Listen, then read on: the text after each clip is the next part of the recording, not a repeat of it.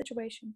All right, so welcome everybody. It's 9 o'clock. We're going to go ahead and get started. My name is Stacy Holweger, and I want to share with you just a couple little bits of information about how I came to be to find out about this book, and then we're going to dive right in because we're going to go through chapters 1 through 3. I'm going to start by saying this. I don't know what I'm going to say. And those of you that have been on here before, is this the 5th time in a row I've done this book? I think we started back in like June, maybe July last year. I think it was June or July, 5 weeks. So I think this is the 5th or 6th time that I have done a Zoom book club with this book. It takes 5 weeks to get through the book. I have the book, obviously the things that are marked and highlighted and starred, but I let God speak. So before I speak anytime, I just set my intentions. God, you put the words into my mouth. I don't know what I'm going to say. I just know that I'm going to read through the different pages here and share with you guys what I highlighted or what I underlined, and whatever rolls out because it's whatever you need to hear. So whatever serves your highest good, that's what's going to come forth for you. So this is not a religion. This is not a cult. This is not you have to believe this or do this. This book was actually written back in 1910. So this is not a new agey, new hype, anti-church thing by any means. This is old school. This is going back old school to over 120 years ago, right? Almost 120 years. Does that sound crazy? 120-year-old book that has changed my life radically.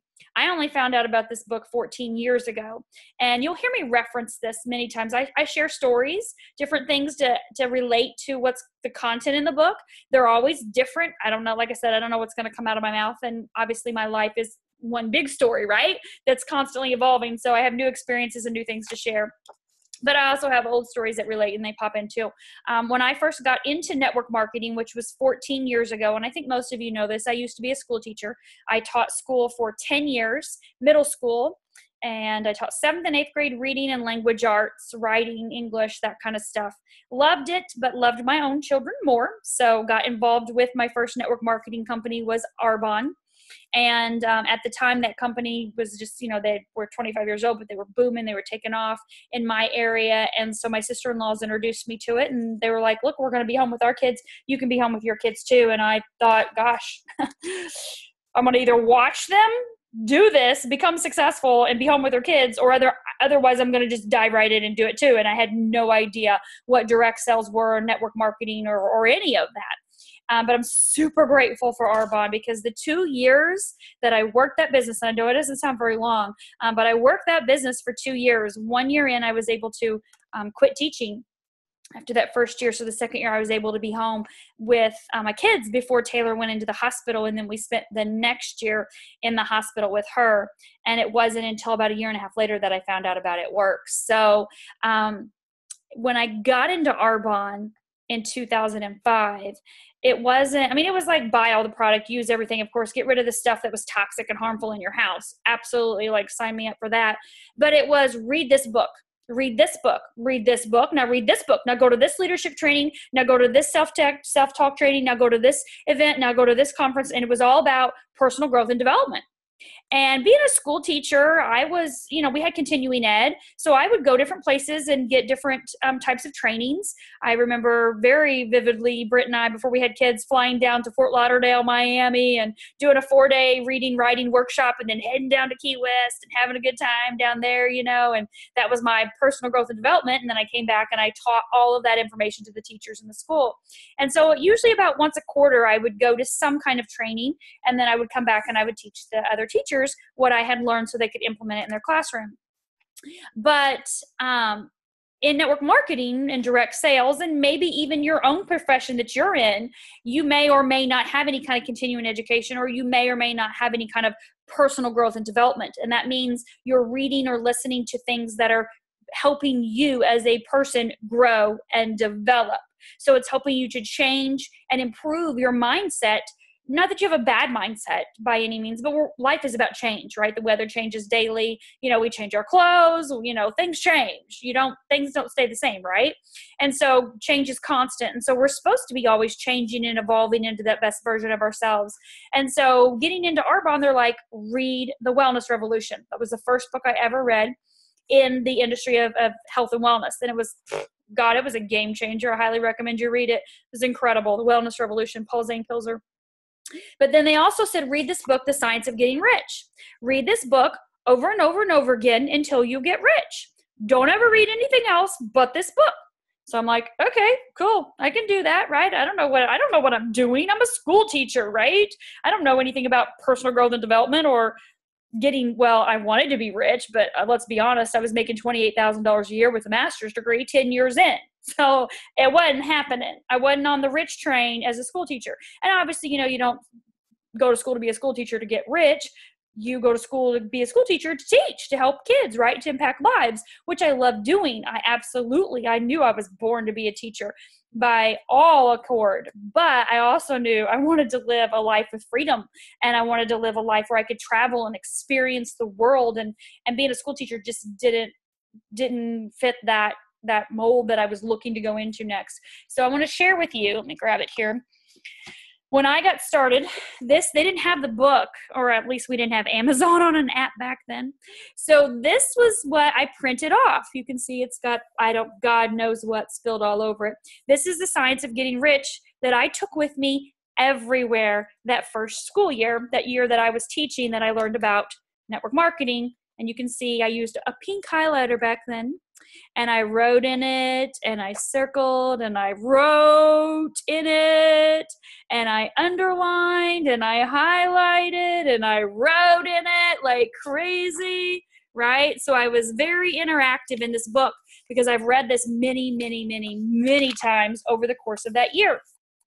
And I tell you guys all of this because it's super important to realize that when I was a school teacher working full-time, Taylor was 3, Trey was 1, and I started working my Arbonne business on the side full-time because I wanted to replace my teacher salary. And Brent's like, I don't care what you do, just replace your teacher salary and you can quit, right? Whatever, like, ha, ha, ha. So 2 months later, I matched my teacher salary. And he's like, oh, well, yeah, but we've got to look at insurance, and you need to be making enough money beyond that. We don't know about network marketing. We don't know what's going to happen. We don't know if it's going to last. So here I come to December, which is just like, 4 or 5 months in the business, and I'm making $8,000 a month.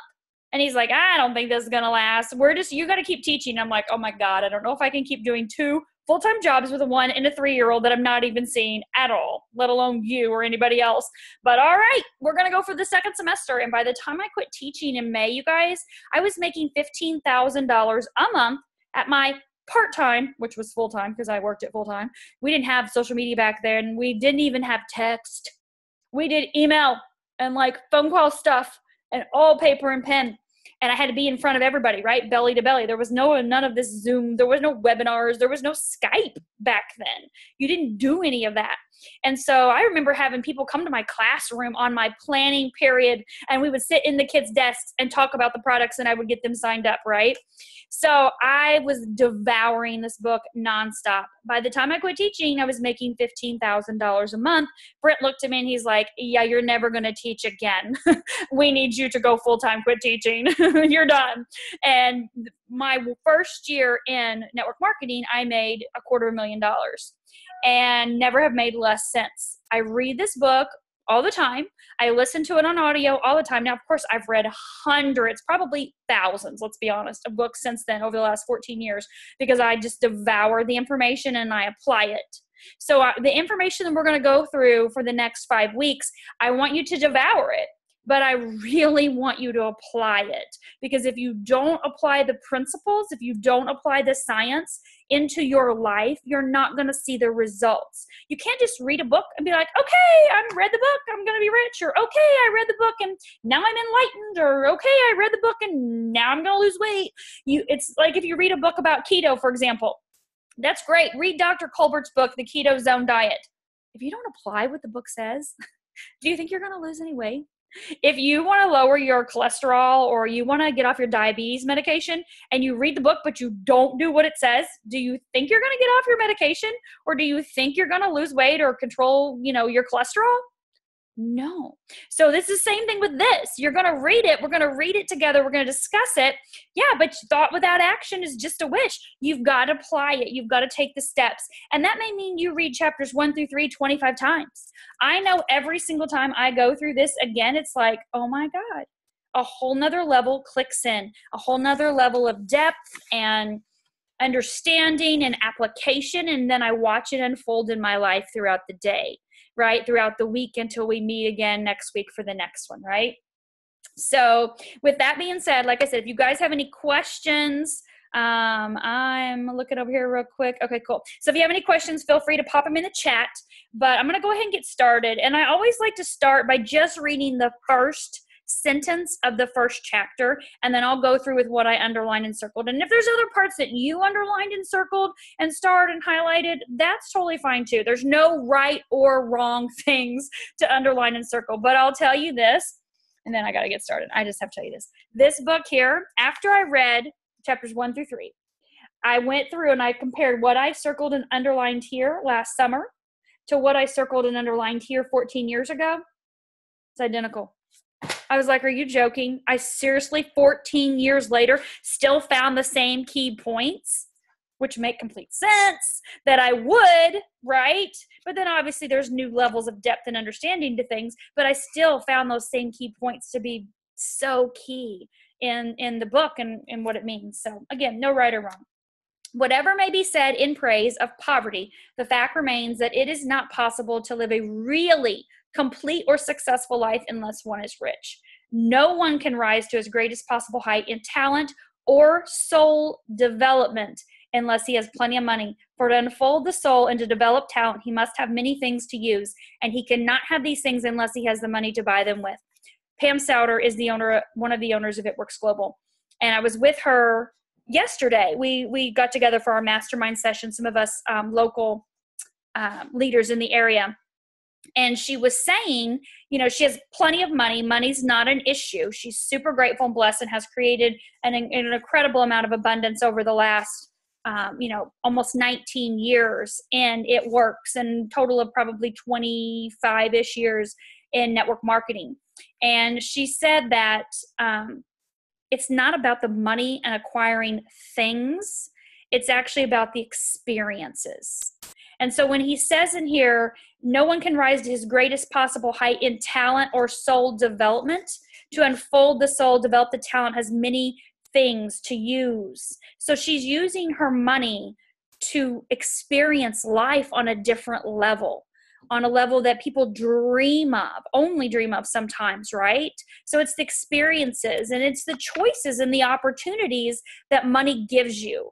And that's really what we're talking about here. It's not just I want to get rich, so it's all about me and I'm rich and I've got all this money and I have all these things. And I'm one that I love things. I love nice clothes. I love shoes. I love, massages, and I love pedicures, and I love diamonds, and I love trips. I love to go places. I love my car, and I love my house. I love living in Florida and my pool. And so I like things, but I'm not obsessed with them. Like, I can't have any, like I could be fine tomorrow if I didn't have them, right? But obviously I don't want that to happen. I love everything that I've got, or I wouldn't have created it and manifested into my life, because they're things that I can enjoy. Like today I was sitting there at a BNI meeting, and the lady that was speaking, I was listening to her, and I was just looking down at my hands, and I'm like, man, I love that diamond. I love that diamond. I love that diamond. I love my diamonds. They look pretty. They're shiny today. And that's just me saying I love my diamonds, because I do. I just do. I don't feel guilty about that at all. But it's to experience the feeling. Like, what are you experiencing with that? Therefore, the basis of all advancement must be the science of getting rich. The object of all of life is development, and everything that lives have an inalienable right to all the development it is capable of attaining. This means you're growing. This life is about growth. Life is about change and growing. You're here to grow and contribute. That's really, at the end of the day, you're here to grow and contribute. And so that's what this is about, okay? A person's right to life means his right to have a free and unrestricted use of all the things which may be necessary to his fullest mental, spiritual, and physical unfolding, or in other words, his right to be rich. And in this book, he's not going to speak of riches like in a figurative way, but rich does not mean to be satisfied or content with little, right? It's all about enjoying more and enjoying the things that all of life has to offer. And that's different for all of us. All of us want different things. All of us want to experience different things, go different places, wear different clothes, live in different cities, drive different cars. So whatever it is for you. So it's definitely not about you're supposed to have what I like and what I do. It's about what resonates with you. So as we're going through this book, think about the things that are important to you, that matter to you. How much do you want to give back this year? How many children's lives, like we're real big on children, how many children's lives do you want to impact? How many kids do you want to be able to pay for their Christmas, or be able to just pay for somebody behind you in the drive-through, right? Without even batting an eye. I look at the cars and I'm like, oh, does that one look like it has 12 kids in it? Okay, I'll pay for that one. There's somebody like, oh my God, those kids are screaming. They all want that food, right? Just we'll pay for that. Or sometimes it's just the guy that looks like he's in a super big hurry behind me in the line at Starbucks. And I'm like, ooh, he could use a free one today. Let's buy his, right? And you don't have to worry about it. So whatever it is to you, to be content with less is sinful. I wish these pages had page numbers, but they don't. But you need to underline that part. To be content with less is sinful. That's powerful. Every person naturally wants to become all that they're capable of becoming. Everybody wants to be the best they can be.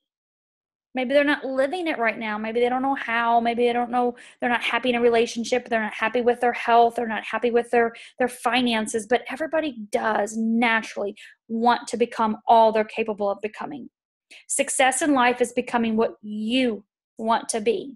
And that's what I really want you to start this off with. What do you want to be? Because that's what success for you is. If you want to be a stay-at-home mom and you want to rock out to just being the best parent, maybe you're homeschooling and your kids are like freaking geniuses. You got little Einsteins running around. You're successful, right? Because you are the best at what you're doing and you're happy with what you're doing.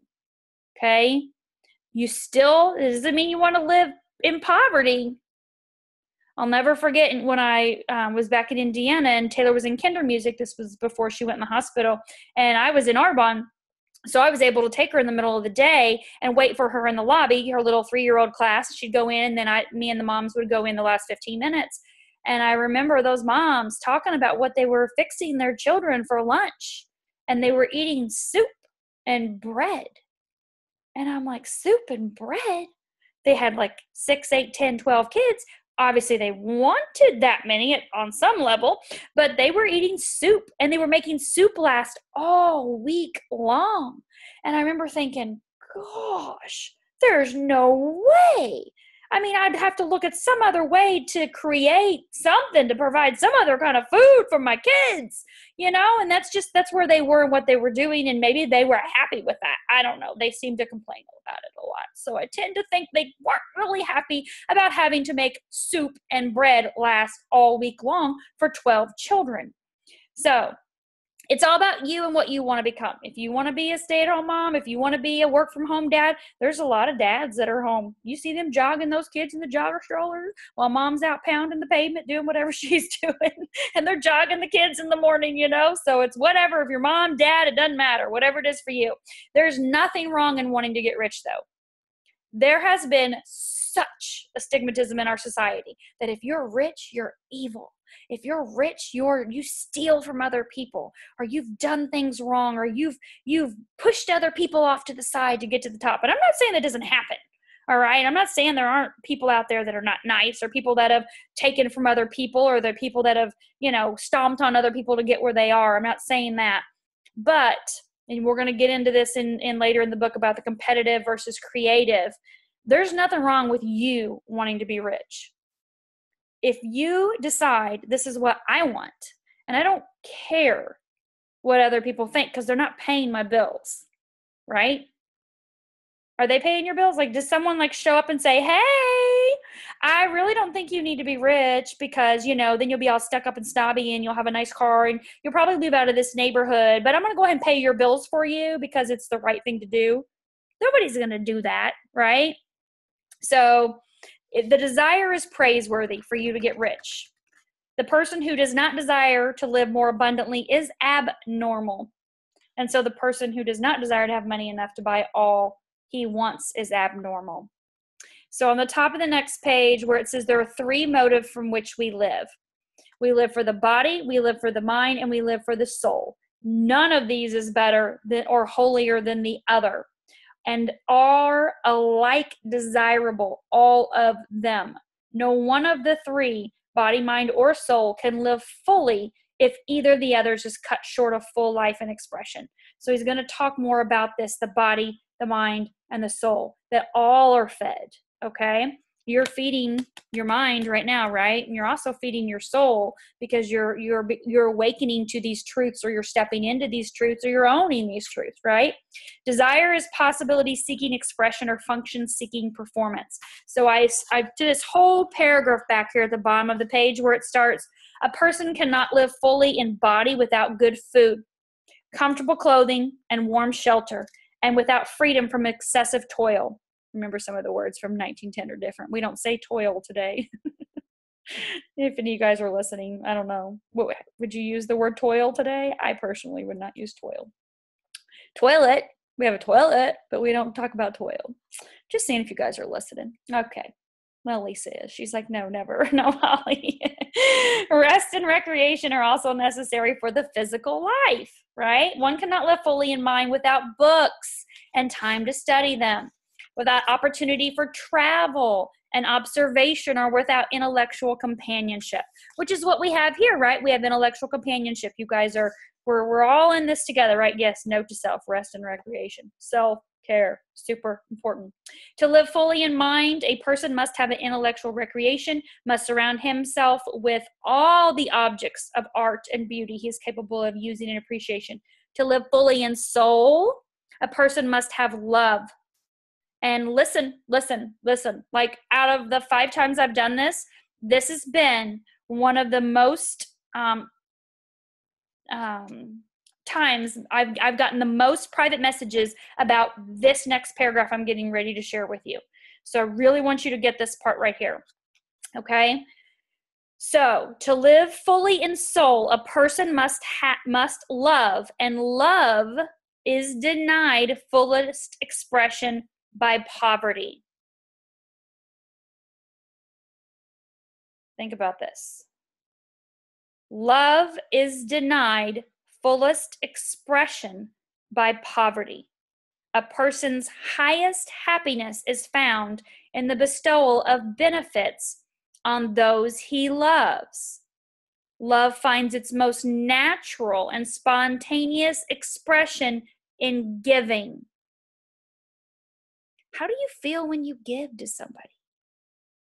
How do you feel? Even a card, if you just even take a note, a piece of paper, and you leave a note, like, don't you feel good? I saw Lisa post, Paul left her a note. He went to the Super Bowl. She was at conference in Tampa, and he left her a really sweet little love note. Brent will do that sometimes. We have a heart-shaped sticky note, and when he goes out of town, he'll leave notes like on my mirror or different things like that. It doesn't cost anything, right? I mean, obviously you had to buy the paper and the pen. But your fullest expression is in giving to others. If you don't have anything yourself, how are you going to be able to give? Right? The individual who has nothing to give cannot fill his place as a spouse or a parent or a citizen or as a human being. It is in the use of material things, just like I said, whether it's pen and paper or Valentine's Day is coming up, maybe it's roses, Christmas was just here, maybe it's a gift, maybe it's just a random gift. It doesn't have to be an occasion to give, right? It's in the use of material things that a person finds full life for his body, develops his mind, and unfolds his soul. So I want you to think about that. That may be a section right in here, this section, that you go back and you reread and you say, if this really challenges me, I need to see why I believe this. What from my childhood makes this feel wrong to me? Like, how do you feel when you give your kids stuff? Like, how do you feel when you can just like spontaneously buy your children something? Or maybe spontaneously buy, if you don't have kids, buy your parents something. If you can give a little gift. Like, do you get excited when you get to go buy gifts for somebody? Or have you ever been on the other end of that where you didn't have the money to buy somebody a gift? Maybe you didn't have the money to buy your children a gift, or you didn't have the money to buy your parents or your best friend or your spouse. And maybe you don't like to give gifts. Maybe you're not a gift giver. Maybe that's not your love language. But have you ever been on that end of it where you've never had the money? You haven't had the money to give? That's not living your full, truest potential of who you are in mind, body, and soul if you're not able to give. To live fully in soul, a person must have love, and love is denied full expression by poverty. You see what I mean by full expression? Right? How would you feel if you could go through every drive-through and give to everybody behind you? How would you feel if you could go into the homeless shelter and say, Starbucks on me, peeps, let's go, right? Forget that crappy coffee you're drinking there from wherever, right? How would you feel if you could just walk into any school and say, brand new laptops for all you kids?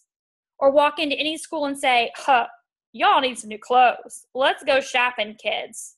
I'll never forget teaching at Cedar Hall back in Evansville before they built their new school, and it was right out of college. Those kids had to put their stuff in a trash bag.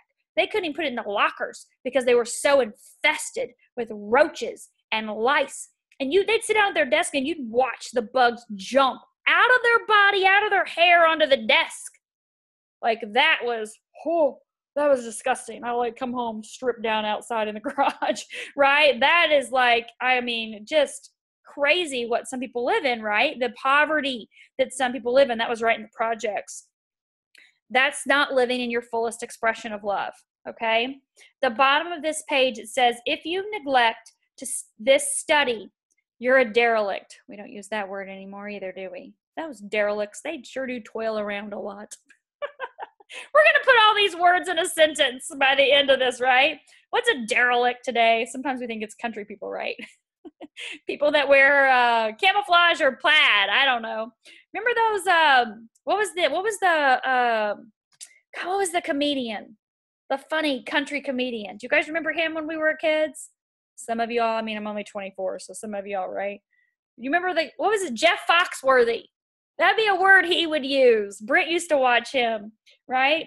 So if you neglect this study, you are derelict in your duty to yourself, to God and humanity. For you can render to God and humanity no greater service than to make the most of yourself.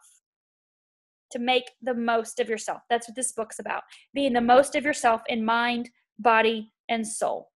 The best version of you. And it's something you're going to do for the rest of your life. This is not like, oh, in 5 weeks, I'm going to be all that in a bag of chips and I got life figured out.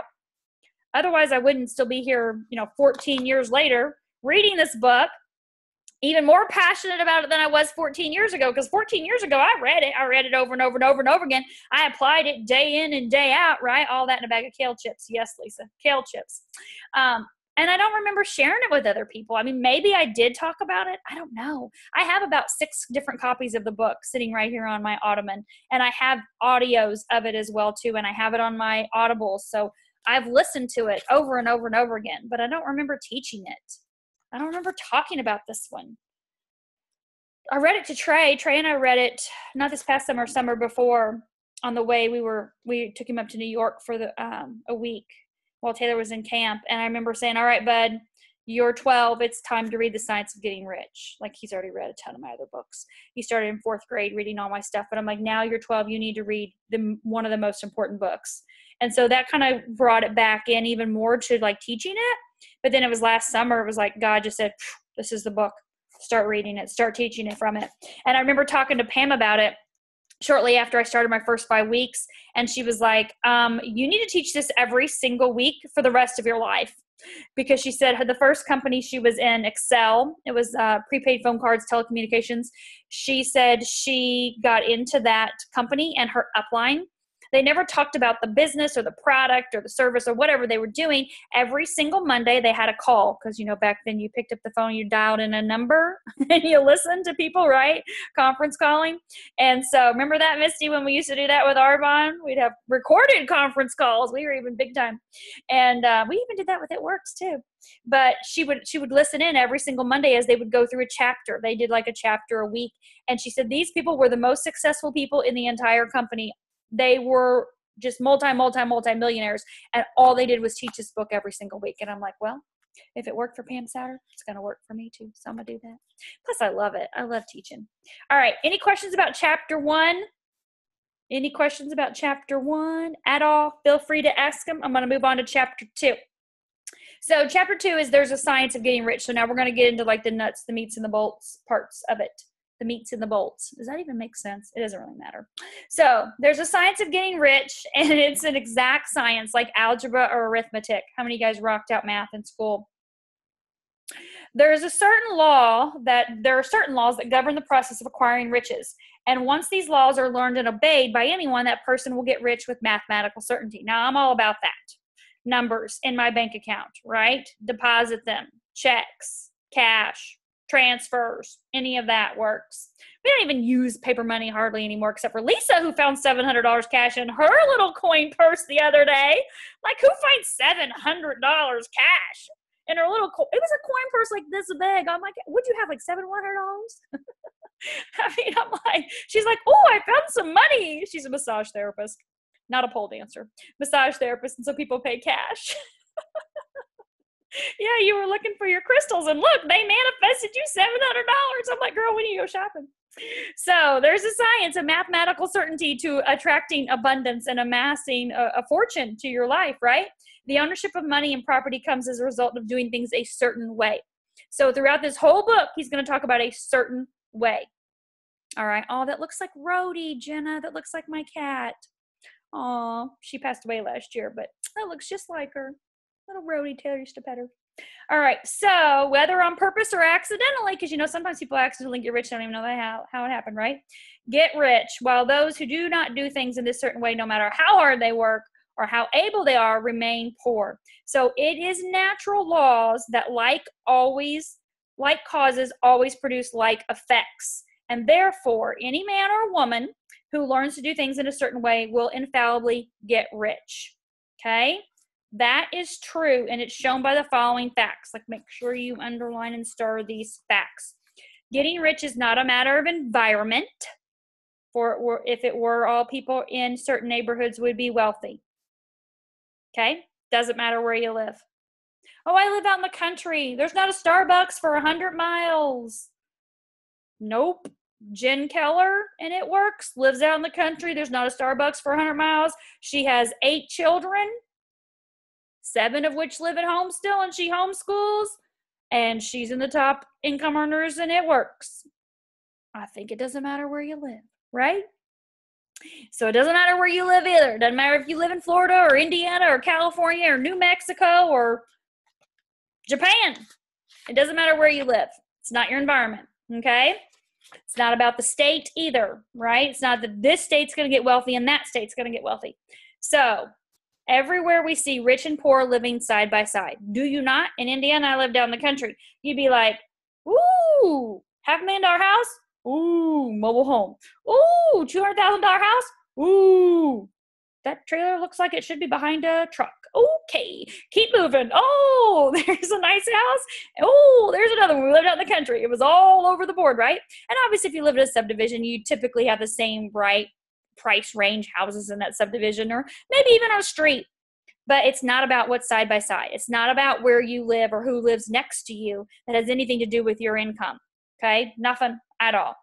When 2 people are in the same locality and the same business and one gets rich while the other one remains poor, that getting rich has nothing to do with the environment that's going on the outside. It has everything to do with the environment that's going on right here. Right? Exactly. Okay?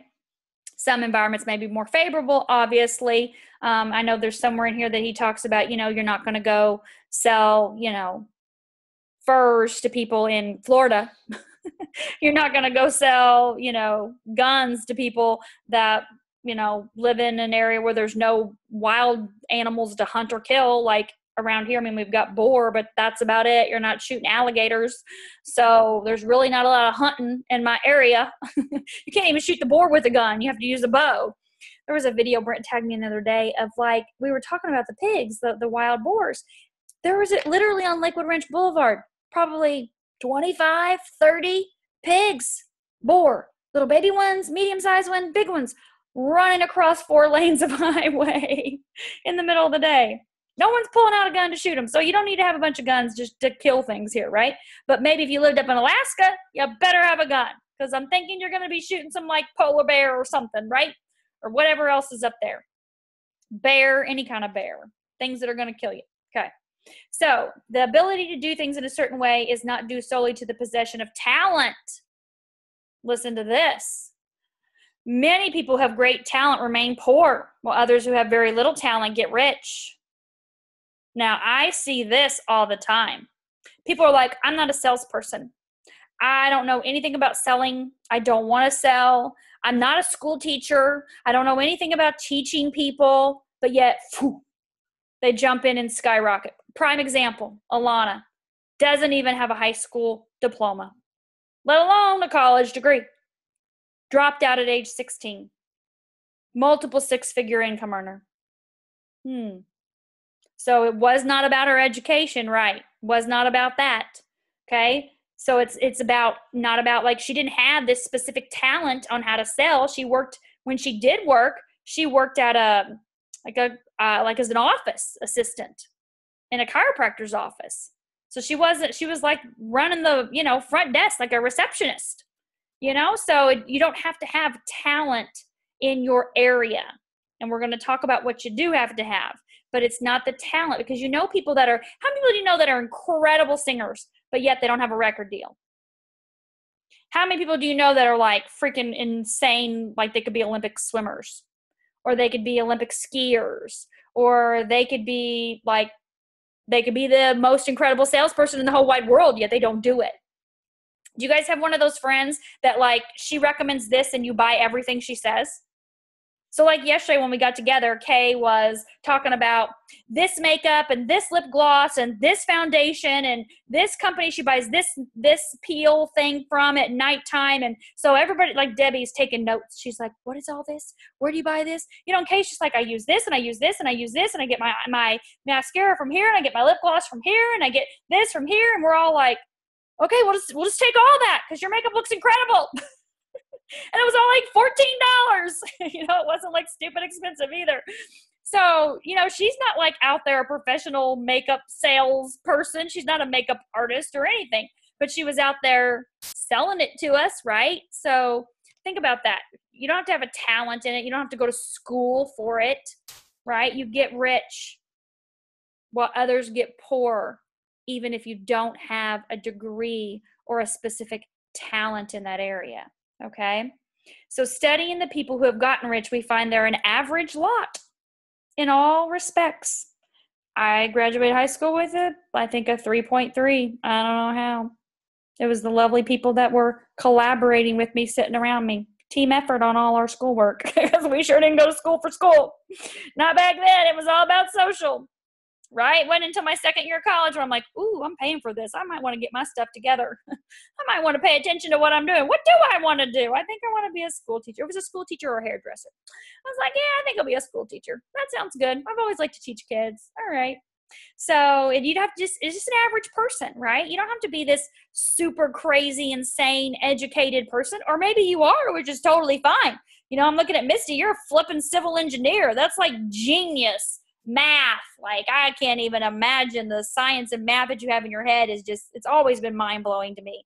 I'm like, I can add, subtract, multiply, divide, and do percentages, right? You need to know when something's on sale at the store, like how much do you really get off of it?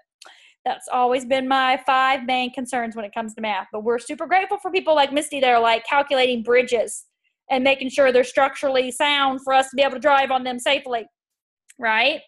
So it's evident that they do not get rich because they possess talents and abilities that others do not have, but because they happen to do things a certain way.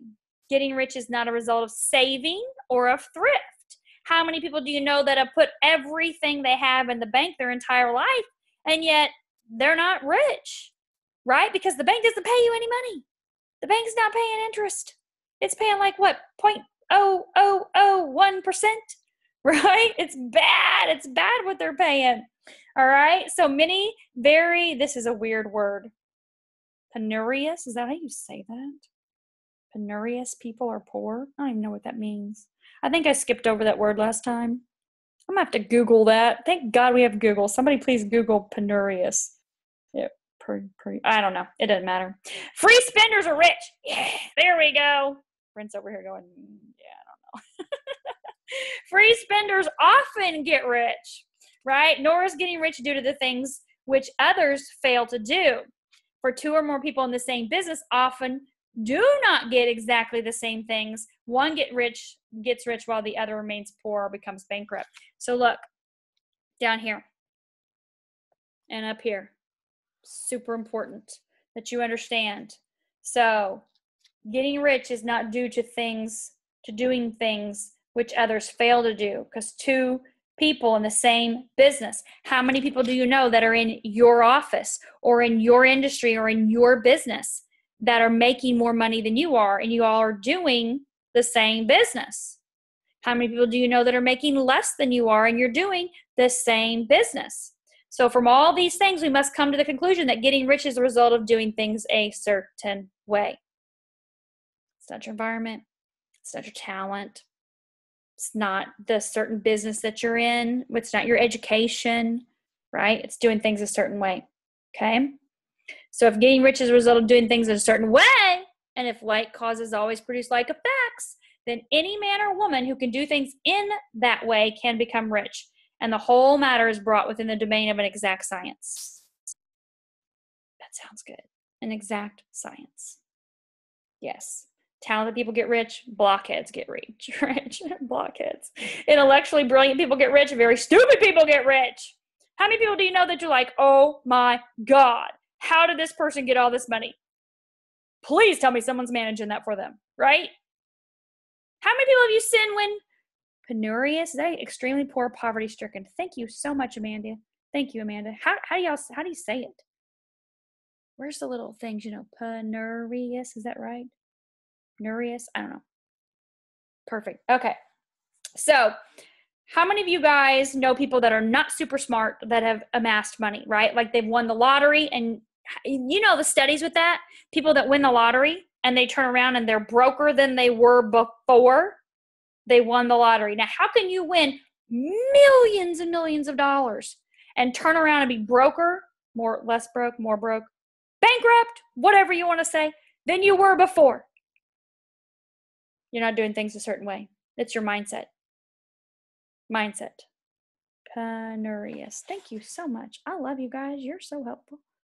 I'm learning a new word. Yes, learn to pronounce. I'm trying. I swear I've read this book a million times and I've never said that word. Isn't that funny?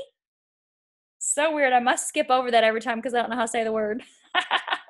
See? You don't even have to know how to say the words and you can still get rich. It's all good, right? So, physically strong people get rich and weak and sickly people get rich. Any man or woman who has enough sense to read and understand the words can get rich. Now I'm even going to get richer because I understand a new word.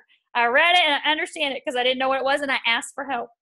Look, I underlined that part and started. Brent's not finding me amusing. I'm having a good time over here by myself. I don't know about y'all. Getting rich involves the necessity of dealing with people and of being where they are to deal with. Okay? So obviously, if anybody else in your state can get rich, so can you. Again, it's not a matter of choosing some particular business or profession. People get rich in every business and every profession. Lisa and I were talking about massage, and it's, she is one-on-one with clients, which is freaking incredible. Her Reiki, her oils, all the stuff, all that she does is incredible, but she's one-on-one with a person. So how do you become rich if you only can be with one person at one time and you can only physically do so much? You can open up a massage school or a massage business, not a massage parlor, but a massage business studio where you have other massage therapists. I think back in Indiana, Cecile, many of you guys know Body Works in Evansville. And Cecile opened up an incredible business years ago where she's taught massage to students for years and years. Now, I don't know her financial situation. I've never asked her, but I do know she travels to India a lot. And for long periods of times. So I know she's, been able to have freedom and flexibility to grow and expand that business and things like that. So, personally, I don't know. I don't want to say her finances because I don't know them, but I know that she has created a very successful business, not by just she on the, in the room with the client on the table. She was personally one of my massage therapists back in Indiana. Yeah, very successful. But she has a team of massage therapists that are working in there every single day, all day long. So that is a way to be able to leverage your time and create more for your money. Yeah. Take continuing ed classes. Absolutely. That can help you to earn more money. You continue your education. You climb your way up the ranks if you're in corporate, or different things like that. Or Misty, you can own your own engineering firm. Put all those men to work. Be like, let's go, guys. Get out there. Let me tell you how you should build the roads. Because every day down here in Florida, I'm driving down the road. I'm like, look, if a woman was designing this, it wouldn't be going this way. Okay. We wouldn't have these kind of situations if a woman was doing it, because it would have already been done by now. Maybe I should be an engineer in my next life. I don't know. Brent's laughing over there. But anyway, it's my Zoom. I can say the stories. I can say the things I want. You just be quiet over there. Take it in. All right. It's true that you will do best in a business you like and which is congenial to you. So we're going to talk about this in here. Passion. Whatever you're passionate about, if you're doing something you enjoy doing, it's going to be easier to get rich if you're living on purpose with faith and it's driving you every single day. It's going to happen a whole lot more effortlessly than if you're in something that you can't stand, you don't like it, right? I'm not saying it can't happen, but anyway. So upon you learning to do things in a certain way, if you're now in business, anybody else is in your local area getting rich, then you can too, right? No one is prevented from getting rich by lack of capital. A lot of people will say this: to make money, you have to spend money. You have to spend money to make money. There's no way you're going to get rich unless you have money to spend.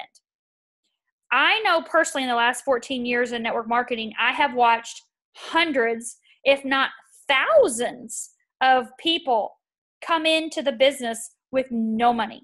They've sold clothes at yard sales. They've donated plasma. You guys remember that? Where you donate plasma and they pay you? I've never done that. I've donated blood a lot, but I don't donate plasma. But people have sold things. They've sold clothes. They've sold TVs, couches. They found a way. They've borrowed money from people to start their business. I've watched them come from nothing, and skyrocket and make tens of thousands of dollars with not having any capital to put down. So that is not true that you need to have money to make money. So that nix that right there, right? No matter how poor you may be, if you begin to do things in a certain way, you will begin to get rich and you will begin to have capital. Now I'll say this: when you have capital, when you have money, extra money, that gives you opportunities. You can be available to invest in other opportunities. You can be able to take that money that you have and turn that into an opportunity to make more money from it. Hopefully, sometimes you don't lose your money like a lot of people did in 2008 and 9, especially down here when the market crashed with the real estate and people lost millions and millions of dollars because of what happened in the economy. And then there were others that made millions and millions of dollars during that crash, because what they did was they had the capital in the bank, they had the capital available, and they used it to buy up all the properties. And so what happens over time is the property has come back up in value to where down here it's insane. The growth is crazy. And the people that had the money back in 2007, 8, 9, when all that crashed and they bought everything up, they're making gazillions, millions, multi-millions of dollars. These subdivisions are popping up. These commercial buildings are popping up. Growth is insane here. I don't know where it's at in your area, but they had the capital at the right time to be able to take that and hang on to that property. They didn't make money on it at the time. They bought it all up cheap and they held on to it. For a prime example of the subdivision we live in, the front part of the subdivision was built years, 20 years ago, the front part of the subdivision, Brent? 20 years ago, the front part of the subdivision. The owner, the company that owns, the people that own this land were able to sit on all the rest of the property until the economy started coming back up again. The street that we live on was like the third phase. So there was a second phase that started maybe back in 2000, maybe 11, 12, something like that. And then our house was built in 2015, 2016. So, because we're almost 3 years, 2.5 years in this house. So this third phase that we're in, there's already a fourth phase. They were able to hold on to all that property. So they weren't making money off of it. They were hanging on to it. And now they've made crazy money off of it, right? So just kind of side note there on that. The last part of this chapter, it says, if you are in the wrong location, you can go to the right location.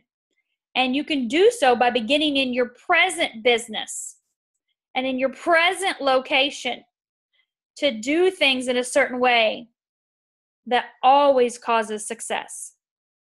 You must begin to live in harmony with the laws governing the universe. So what that means is, like you guys, I lived in Indiana. I knew when I got started, I've always known I wanted to live in Florida.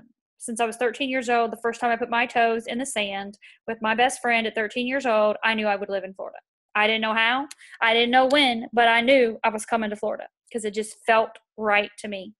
And it took, obviously, I didn't move here until I was 40. So it took a hot second to make that happen. It took a consistent, persistent, right? Coming and visiting at least twice a year, every single year, my toes in the sand. And when I got involved in It Works, they moved their headquarters here. So it was 6 times a year. And I was also traveling all over the place with my business, all over the country and all over the world. And I knew that I didn't want to live where I was living. I was still doing the best I was doing in Evansville. We were rocking it out every month, right? We were having our meetings, our teams were meeting, we were growing our businesses, people were promoting, things were a great success where I was living. But I was also focused on where I was going. So you have to begin where you're at, in your current job, your current position, your current level, rank, wherever you are. Location, wherever you live. If you have a goal to go somewhere else or to do something else or to move up the ranks or to move to a different location, maybe it's in a different house, you have to do the best you can in the house you're in. Like if you have a house right now and you don't want to live in that house anymore, you still need to take care of that house. You need to still, like the girl that does my hair, I was up at her house last week and she lives in Tampa and her boyfriend, it's her house, but he lives there with her and he doesn't want to do anything with the house. He didn't want to take care of it. And she's like, we want to move. We want to sell this house. We have to take care of this one. The front needs there's like moss on the bottom of the house. The landscaping, the weeds need to be picked. We need to have these parts painted. The gutters need to be cleaned. Like we got to take care of this house before we're going to be able to have the opportunity to get a better house. So it's the same thing for you in your house or your job or your business, your situation, your relationship, right? Wherever you're at, do the best you can with where you are, but know where you want to go. Because you must begin to live in harmony with these laws that are governing the universe. Okay? Yes. Bye-bye, Northport. Hello, Lakewood Ranch. Yeah. Alana, love it. Oh, that's cool. So, you guys, any questions about chapter 2 before we hop into chapter 3? And chapter 3 is just a couple pages. So, I really want to try to keep these between an hour, no more than an hour and a half, but usually an hour and 15 minutes. But I definitely want to be able to answer any questions you have. And you can ask questions too at the end if you're like, wait, go back to that part or anything like that. So like I said, I want it to be interactive. I can't unmute you all because there's 30 of us. So comment in the chat section. Chapter 3, is opportunity monopolized? No one is kept poor because other people have monopolized the wealth and have put a fence around it. Did you know that if they took all the money in the world and they evenly divided it up between the 7.8 billion people or whatever we have, 7.2 billion people that are on the planet, everybody would be a millionaire. Like that's a fact. You can take the wealth of the world and you can divide it out by the people and everybody's going to be a millionaire. But you know what's going to happen?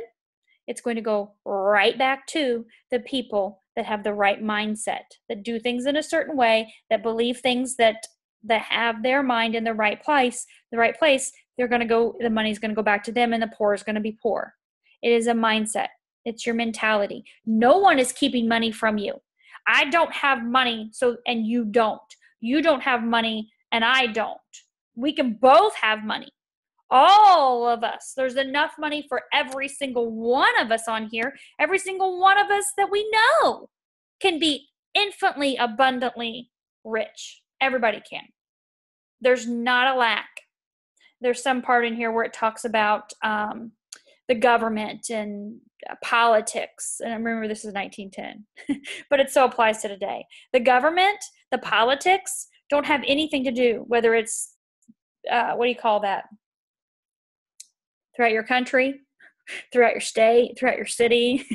You know what I'm talking about? Global politics, local politics. That doesn't have anything to do with your money that you're making personally. You create your own economy. I don't know if you've heard of Robert Kiyosaki.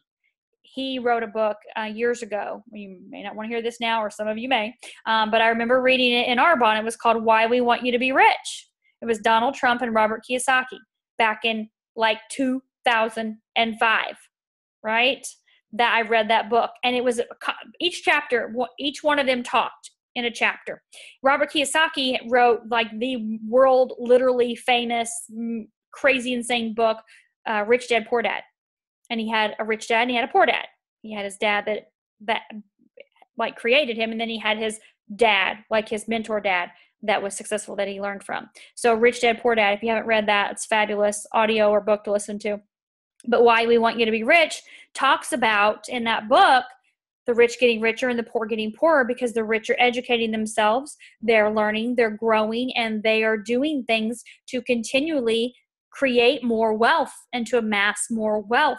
And the poor aren't. And so it's a choice. It's a choice that you're on here tonight. It's a choice that you're making, and you're saying, you know what? I deserve this. I deserve to live abundantly. Why not? Why not me? Right? It's just your programs. It's just your beliefs. And we all have them.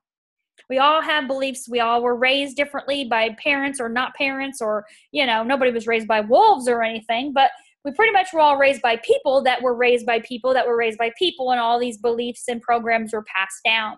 So it's kind of like we just like to take out this CD and like throw it away and like put in a new one, but it doesn't work that way. That's what this is.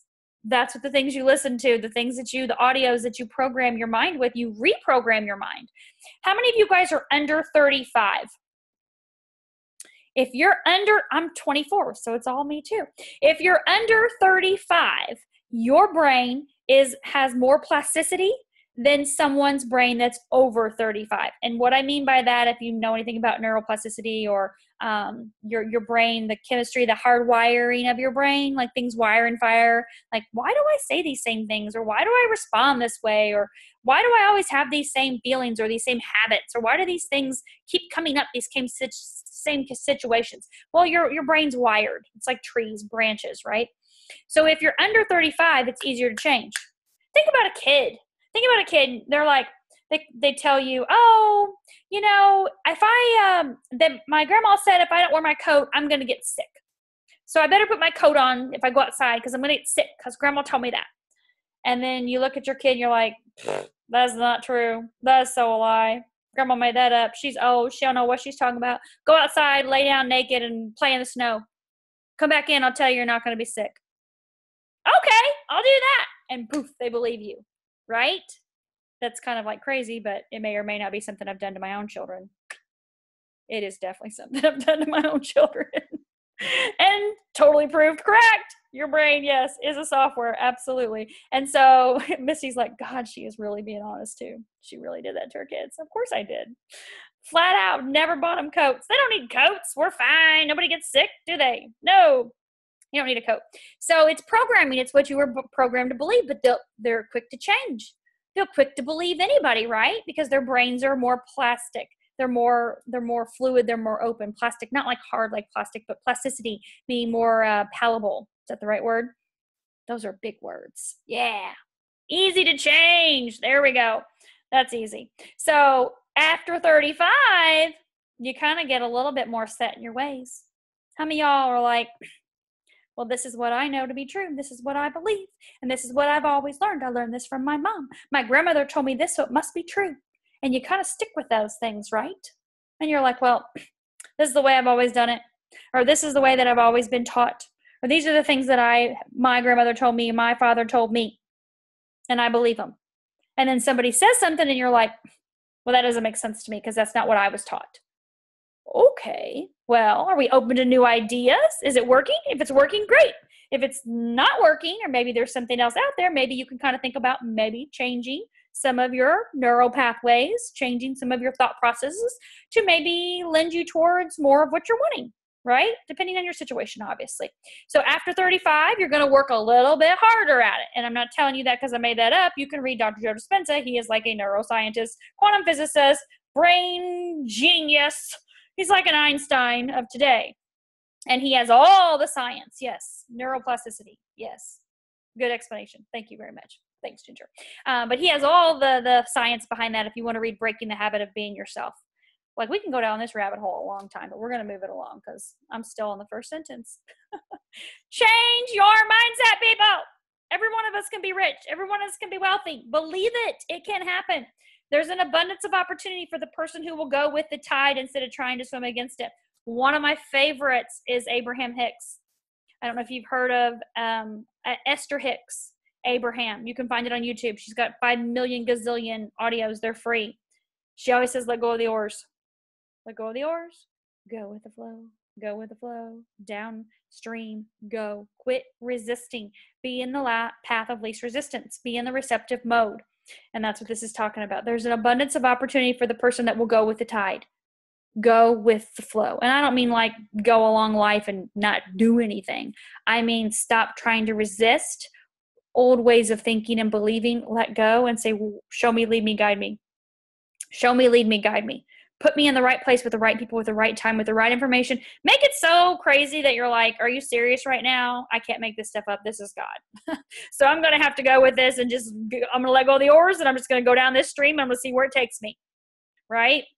The law of wealth is the same for them as it is for all others. No matter if you're working class, no matter if you're master class, no matter if you're whatever your education is, it doesn't matter. The law of wealth is the same for everybody. No one is kept in poverty by shortness in their supply of riches. There is more than enough for all. Everything you see on earth is made from one original substance. Everything out of which all things proceed. We're talking about the God, right? The universe, the omnipresent, omnipotent substance, because it's not like a person hanging as a plaque on your wall, right? We're talking about a substance, an essence, if you will. Okay? Everything you see on earth is made from one original substance, out of which all things proceed. New forms are constantly being made and old ones are dissolving, but all shapes are assumed by one thing. This is super important right here. Like, super important. Are you ready? It's all super important, but this is super important. The universe is made out of, well, let me back up and say this. There's no limit to the supply of formless substance. No limit. No limit to the supply of formless substance or original substance. This is the God substance, the creation of all things. There's no limit. The universe is made out of it. It's infinite, but it was not all used in making the universe. The spaces in, through, and between the forms of the visible universe are permeated, we're going to read this again, and filled with the original substance, with the formless substance, with the raw material of all things. So take a deep breath. This is big. You need to understand this because this is like huge throughout this book, okay? There is no limit to the supply of formless substance. Formless substance. Stuff. Original substance. What all is created from. It's what you can't see. The God, essence, presence, omnipotent, omnipresence, source. Do you understand that? I don't know. Maybe, maybe not. I do.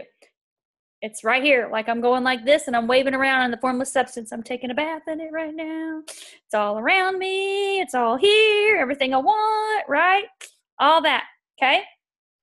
The spaces in, yes, through, and between the forms of the visible universe. Visible universe, meaning you and me. This chair, the planets.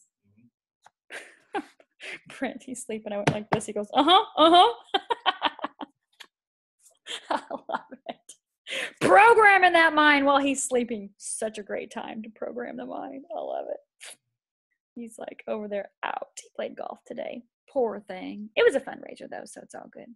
But the spaces in, through, and between the forms of the visible universe are permeated and filled with the original substance, the formless substance, the raw material of all things, the God substance, the infinite quantum universe. Quantum, if you understand quantum physics, it's everything. It's everything. Everything is particles. Everything. Waves of possibility, potentiality. Everything is. That's science, right? That's it. If you don't understand it, oh my God. Okay, we're going to talk about that on a different day. Everything is made of the substance, and it's all around. 10,000 times as much has been made, might still be made. And even then, we should not have exhausted the supply of universal raw material. No one, therefore, is poor because nature is poor, or because there's not enough to go around. Nature is an inexhaustible storehouse of riches. The supply will never run short. Original substance is alive with creative energy, and it's constantly producing more forms. How many of y'all have watched Shark Tank? Yeah, it's really the only thing worth sitting down to watch on TV, because it's about creative ideas. People coming up with creative ideas, solutions to people's problems. It came out of like formless substance, right? An idea popped into their head. Where did it come from? Mars? Venus? Jupiter? Another galaxy? I don't know. No, it came out of this stuff that you can't see. This formless substance. I wonder how, they ask. I wonder, show me, lead me, guide me. What would be a great solution to this problem?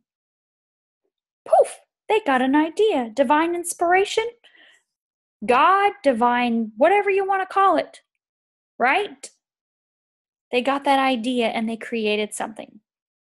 They took that something to market. Some of them obviously were great ideas. Some maybe not so much. But if you watch the show, year after year, they've constantly brought people on that have come up with creative ideas out of the formless substance that provide a solution to people's problems. And they've used that to create wealth, right? New ideas all the time, constantly popping in. Technology is insane how fast new things are coming, right? Where are those new things coming from? Like, there's not a computer spitting that stuff out. People are coming up with ideas, creative ideas, because they're tapping in to a higher power, their higher source, God, self, whatever you want to call all that, right? When the gold and silver has been dug from the earth, if humanity is still in search for the stage of social development that needs more gold and silver, more will be produced from the formless. You can manifest anything you want. Do you know what that's what that says? You can manifest anything you want. Anything. And this book's going to tell you how. The formless stuff responds to the needs of mankind.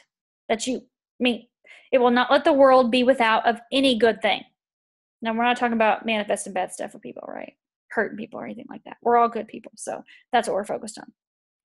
This is true of man collectively. The race as a whole is always abundantly rich. And if individuals are poor, it's because they do not follow the certain way of doing things that makes the individual rich. We're going to wrap this up here with this big, important part on the bottom of this page. This is super important. The formless stuff is intelligent. That means God is smart. You might want to communicate with him. You might want to have a conversation. Like, hey, let's talk about some things I want to accomplish in my life. Let's talk about some things I want to do, some things I want to experience, some places I want to go. Lead me, guide me, show me. Put me in front of the right people, the right place at the right time. I'm going to get out there and work. I'm going to live the best I can in the position I am, the location I am with what I'm doing, but I'm also reaching for my next level goals. Lead me, guide me, show me, put me in front of the right people at the right time, and I'm going to go to work. That's where the action is where the blessings come, right? When you put yourself out there outside of your comfort zone.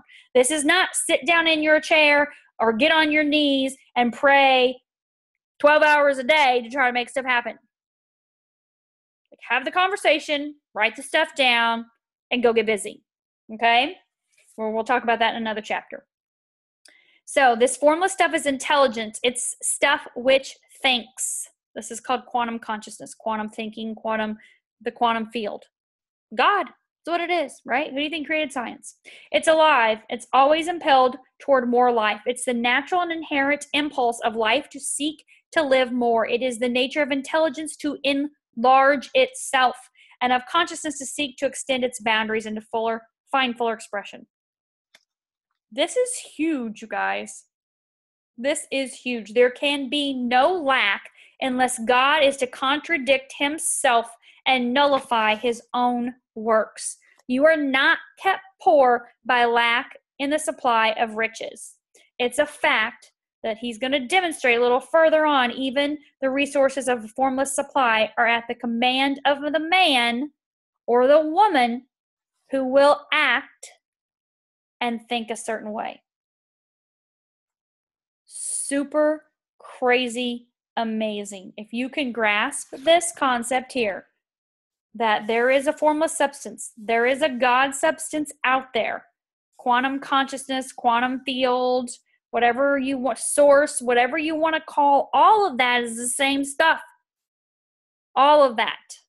It's alive, and it's always impelled toward more life. Its natural and inherent impulse is to live more, to seek for more.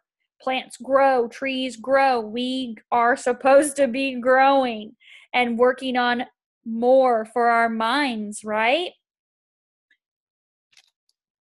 Fullest expression is lived out through more, gaining more.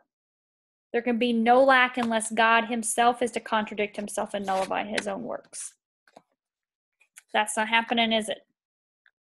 And if you went to church or you had a belief growing up, whether it was from your church or from your family, that that's not true, then I'm not here to contradict anybody, obviously, and your beliefs are your beliefs, my beliefs are my beliefs. I just know what I've read and what I've learned. But if you're reading this and you're like, no, God said I'm supposed to live poor, I'm supposed to be humble, I'm supposed to live in lack so that I'm not, out there boastful or bragging. You can be rich and not brag. Bragging has nothing to do with having money, right? Bragging is a characteristic of yourself. So I maybe take a look at this chapter again, or these 3 chapters again, reread them and say, what resonates with me? What doesn't resonate? What do I need to learn more about, or what do I need to expand on? Or what clarification do I need? Obviously, I am not Wallace D. Wattles. I did not write this book. I've only read it a gazillion times, and I've read thousands of other books since then that not only coincide with what this one says, but different authors express things, all the same stuff in very different ways. Pam was sharing a quote from Eckhart Tolle's book, The New Earth, which, we read that, 11 years ago. So it wasn't new material. I've read it before, I've heard it before, but it was new to her at the time. And she was sharing some of the key pages from it and about abundance mindset, mentality, and what is there available for you. And it was spot on to this, it's just, he used his words to say it. And so it's just really, the whole science of getting rich is about learning yourself, exploring and expanding yourself, your mindset. And, if it doesn't resonate with you, if it doesn't feel right, if it doesn't settle right, then don't take it in, There's no judgment. There's no you have to believe this or else. I just wanted to utilize this Zoom as a platform to not only help people on my team, but also to be able to open it up to anybody that I'm friends with on Facebook, like I shared with you guys before, that I really want to not only me, I think I've, over the last, especially 14 years in network marketing, I feel like I've had a platform to be in front of tens of thousands of people, hopefully to impact many of their lives in a positive way. And I really want to continue that. And because of technology, it gives me an opportunity to be able to do this, because not everybody can be here personally one-on-one with me. Obviously, it gives me an opportunity to be able to share, to give back some of my things that I've learned, some of the tricks of the trade, like we were talking about just earlier with the blue pens, right? Some things that I've learned. Bob Berg taught me that from his workshop years ago in Arbonne. You remember that, Misty? When you walked in the door and he said your name one by one and shook your hand, all 250 of us, and then he called our name one by one and told us to stand up. And he never met us before, didn't have a roster or anything, but he knew our name just by shaking your hand. I'm like, whatever that man said is gold. He just memorized 250 people's names in like 15 minutes. And he was blue pens. And Brent still talks about his CDs that he still has, that he listens to, that help you remember things to rewire your brain, right, for success. So everyone learns from everyone. Yes, exactly. So I'm super grateful for all of you and for everything that you're here, the space that you're holding to, and the improvements and the blessings that are coming in your life. And I'm excited to spend the next 4 weeks with you guys as we go through this book. So if you want to read chapters 4 through 6, obviously that's what we're going to be talking about next. And if you have any questions or comments, you can always send me a private message. And I'm happy, like I said, I'm not an expert. I'm not claiming I'm an expert because I'm not Wallace D. Wattles. I didn't write the book. But I'm happy to give you more in-depth explanation based on how it has worked for me and how I've applied this in my life. So thank you, Amanda. Thank you. I can't wait for you to be on the next one too. So thank you all for being on here. Like I said, it is recorded. So I'll post the link of the recording. Remember I posted a picture of the book and like a bunch of you commented on it? I'll post the link on there, so it should pop back up in the newsfeed, and I can post it on the link I just did earlier too, where I had the Zoom ID. So I'll post it a couple of different places for you guys, so everybody can make sure you've got it if you want to go back and watch it again or share it with somebody else. Thank you guys for being on here. Have a fabulous evening.